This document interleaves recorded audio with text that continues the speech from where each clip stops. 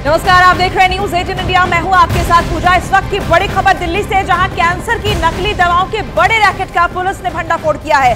Delhi police ने एक और आरोपी को इस मामले में गिरफ्तार किया है। अब तक इस मामले में कुल 8 आरोपियों की गिरफ्तारी हुई है। इसके साथ ही पुलिस ने दिल्ली से कैंसर की नकली दवा भी बरामद की है। जब्त की गई कैंसर की जीवन रक्षक दवा की कीमत करीब 4 करोड़ रुपए बताई जा रही है। इस मामले में पुलिस ने 8 आरोपियों को गिरफ्तार किया है, जिसमें 2 एक नामी कैंसर अस्पताल के कर्मचारी बताए जा रहे हैं। ये बड़ा खेल चल रहा था, मिली भगत चल रही थी, जिसका भंडाफोड़ पुलिस ने किया है और कैंसर इंजेक्शंस की 200 शीशियां बरामद की गई है। 4 करोड़ रुपए की नकली दवाइयां पुलिस ने बरामद की है। 7 अंतर्राष्ट्रीय और 2 भारतीय ब्रांड की दवाइयां भी पुलिस को यहां से मिली है। अब तक 8 आरोपी इस मामले में गिरफ्त में हैं। अभी इन्वेस्टिगेशन चल रहा है। उनका स्टाफ, अभी 2 लोगों को हम लोगों ने पकड़ा है। अब आगे इन्वेस्टिगेशन में सारे एस्पेक्ट्स को किया जाएगा। एक चेन इसकी हमारी बिहार तक सप्लाई चेन पहुंची है, तो वहां भी हमारी टीम गई हुई है और वहां भी कुछ समय बाद हम लोगों को पता चलेगा कि कहाँ गई है, कैसे हुआ है।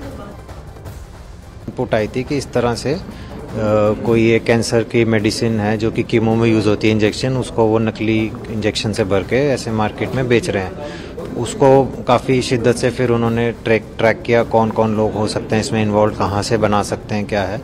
तो उसको कम से कम 1-1.5 महीना जब हमने पूरा फॉलोअप करके उसकी इनपुट डेवलप की, फिर हमने बिना समय गवाए 4 लोकेशन जो इमीडिएटली आई थी उन सब पे हमने रेड की और फिर ये कैंसर दवाई जो भरने वाली फैक्ट्री थी वो बस्ट हुई और बनी हुई दवाइयाँ, खाली शीशियाँ और कैश बरामद हुआ और 7 लोग गिरफ्तार किए गए। कैंसर की नकली दवाओं को बनाने वाले मेडिकल स्टोर से खाली शीशियां लाकर उनमें नकली दवा भरा जाता था। आपको न्यूज 18 इंडिया की एक रिपोर्ट हम दिखाते हैं, जिससे आप इस पूरे खेल को समझ पाएंगे। दिल्ली पुलिस की क्राइम ब्रांच ने एक ऐसे गैंग का भंडाफोड़ किया है जो कैंसर की नकली दवाइयों के इंजेक्शन को तैयार करता था। कैंसर की ये नकली दवाइयाँ कई अलग अलग सोर्सेज के माध्यम से बेची जाती थी और जिनकी लागत कुछ भी नहीं होती थी, लेकिन कीमत जो है वो करोड़ों में थी। जो चाहे विदेशी ब्रांड की दवाइयाँ हों कैंसर की या फिर भारत में निर्मित दवाइयाँ हों, जो सबसे मेन काम था वो था उन शीशियों को लेकर आना। जो कैंसर की खाली शीशियाँ होती थी उनको लाने का काम करते थे इस मेडिकल स्टोर के 2 ओनर, जिनमें एक का नाम परवेज था और दूसरे का नाम कोमल तिवारी था। दोनों इस मेडिकल स्टोर के अंदर बैठा करते थे और इन दोनों का ये काम था कि वो कैंसर जो प्रतिष्ठित कैंसर हॉस्पिटल है वहाँ पर काम करने वाला कोमल तिवारी का यहाँ पर खाली शीशों को लेकर आता था, क्योंकि कैंसर की जो शीशा इस्तेमाल होती थी उन खाली शीशों को फेंक दिया जाता है अमूमन, लेकिन ये लोग उन खाली शीशों का इस्तेमाल करते थे और उन खाली शीशों को ले आकर इस जगह पर लाते थे और यहाँ पर आता था इस पूरे ड्रग सिंडिकेट का जो रैकेट चलाने वाला सरगना विपुल जैन। और विपुल जैन उन शीशों को लेकर आता था और यहाँ पर ये लोग तकरीबन काफ़ी देर बात करते थे। उसके बाद उन खाली शीशों को, एक खाली शीशी का दाम 5000 रुपये लिया जाता था। तो कैंसर की नकली दवाओं को खाली शीशियों में भरा जाता था और इन खाली शीशियों का इंतजाम करने के लिए रोहिणी सेक्टर 6 में आरोपी परवेज और कोमल तिवारी ने मेडिकल स्टोर खोल रखा था। कोमल तिवारी राजीव गांधी अस्पताल का कर्मचारी है। दिल्ली पुलिस की क्राइम ब्रांच ने जिस बड़े रैकेट का पर्दाफाश किया है उसमें कई ऐसे लोग पकड़े गए हैं जो प्रतिष्ठित कैंसर अस्पताल में काम करने वाले लोग हैं और ये सब एक बड़ी चेन है जिसका पता लगाने के लिए क्राइम ब्रांच की टीमें काम कर रही है। जो आरोपी गिरफ्तार किया गया है कोमल तिवारी एक बड़े कैंसर अस्पताल में काम करता था और वो कैंसर अस्पताल से जो इंजेक्शंस होते थे कैंसर की दवाइयों के या फिर कीमोथेरेपी के, उनको उन खाली शीशियों को लेकर जो गैंग का सरगना है उसे देते थे, क्योंकि विपुल तिवारी उन खाली शीशों के बदले उन्हें 5000 रुपये देता था। और जो आरोपी कोमल तिवारी का साथी यहाँ पर परवेज का नाम सामने है, परवेज की भी अरेस्टिंग हुई है और ये सब मिलकर इस अस्पताल में अलग अलग जो लोकेशंस होती थी, अलग अलग अस्पताल जो होते थे, वहाँ से उन कैंसर की अलग अलग दवाइयों की जो शीशियाँ होती थी, चाहे वो विदेशी दवाइयाँ हों कैंसर की या फिर देसी दवाइयाँ हों, उनको उनकी शीशों को, यहाँ पर खाली शीशों को विपिन तिवारी तक पहुँचाते थे ताकि विपिन तिवारी उन्हें 5,000 रुपये देकर उन्हें खरीद सके, और इसी वजह से ये रैकेट फल फूल रहा था। क्राइम ब्रांच का कहना है कि अभी इन्वेस्टिगेशन काफ़ी आगे तक जाएगी, क्योंकि कई बड़े सफ़ेद पोश चेहरों का इसमें नाम सामने आना है, और इसी वजह से जो प्रतिष्ठित कैंसर हॉस्पिटल्स हैं या उनके आसपास के मेडिकल स्टोर्स हैं उनमें जांच करनी है। उसके अलावा जो आरोपी परवेज और उसका साथी कोमल तिवारी पकड़ा गया है उनसे पूछताछ यहां पर की जा रही है।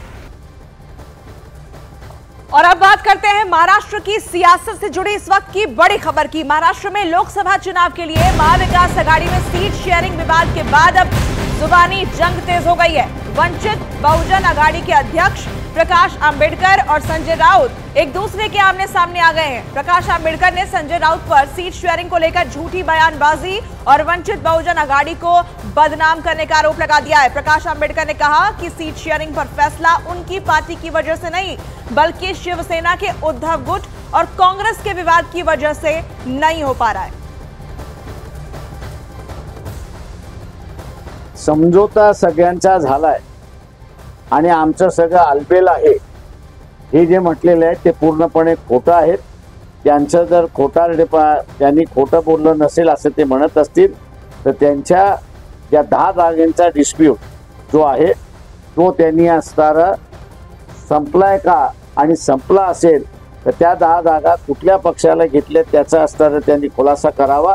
आणि दुसरं 5 जागा ज्या एनसीपी, काँग्रेस आणि शिवसेना यांच्यामधल्या ज्या आहेत त्या 5 जागांचं वाटप कसं झालंय याचा त्यांनी खुलासा करावा।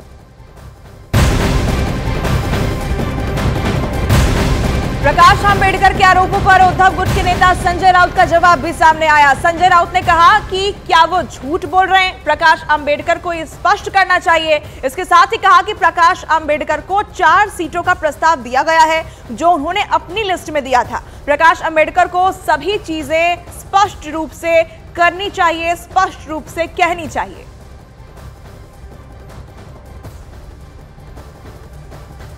हालांकि प्रकाश आंबेडकर के बयान से महाविकास आघाड़ी की टेंशन और बढ़ गई है। प्रकाश आंबेडकर ने सीट शेयरिंग में देरी के लिए शिवसेना के उद्धव ठाकरे गुट और कांग्रेस को जिम्मेदार बता दिया।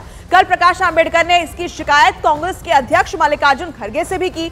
बताया जा रहा है कि प्रकाश आंबेडकर भी लोकसभा चुनाव में ज्यादा सीटों पर दावेदारी कर रहे हैं और ये भी बड़ा कारण है जिसके चलते अभी तक सीट शेयरिंग का फॉर्मूला फाइनल नहीं हो पाया। ये 3 तस्वीरें आप देखिए, यहाँ पर प्रकाश आंबेडकर की अपनी मांगे हैं जिसे लेकर अब महाविकास आघाड़ी की जो सीट शेयरिंग का जो फॉर्मूला है उसमें और भी ज्यादा पेच फंसता हुआ दिखाई दे रहा है। एक दूसरे पर वार पलटवार भी हो रहा है।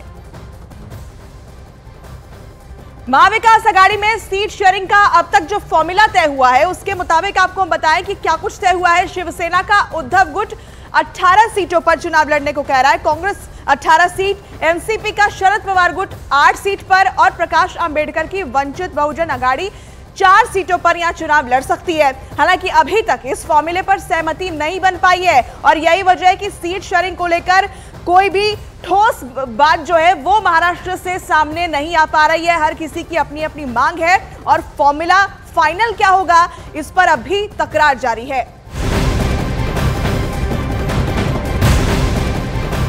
महाराष्ट्र में लोकसभा चुनाव के लिए महाविकास आघाड़ी में सीट शेयरिंग का फॉर्मूला गले की फांस बन गया है। कई दौर की बैठकों के बाद भी महाविकास आघाड़ी सीट शेयरिंग का फॉर्मूला फाइनल नहीं कर पाई है। बताया जा रहा है कि इस विवाद को सुलझाने के लिए आज राहुल गांधी की एंट्री हो सकती है। बड़ी खबर जो मिल रही है, अब राहुल गांधी महाविकास आघाड़ी में सीट शेयरिंग पर फंसे पेच को सुलझाएंगे और सूत्रों के मुताबिक महाविकास आघाड़ी में 17 तारीख के बाद सीट शेयरिंग का ऐलान होगा। जानकारी के मुताबिक 17 मार्च को राहुल गांधी की मुंबई में बड़ी सभा है और उम्मीद ये जताई जा रही है कि सीटों को लेकर चल रहे मतभेद पर 17 मार्च तक विराम लग सकता है, क्योंकि अब इसमें राहुल गांधी की एंट्री होगी और वही सीट शेयरिंग का फॉर्मूला बताएंगे, वही फॉर्मूला बनाएंगे। 17 मार्च को वहां एक बड़ी बैठक होने वाली है।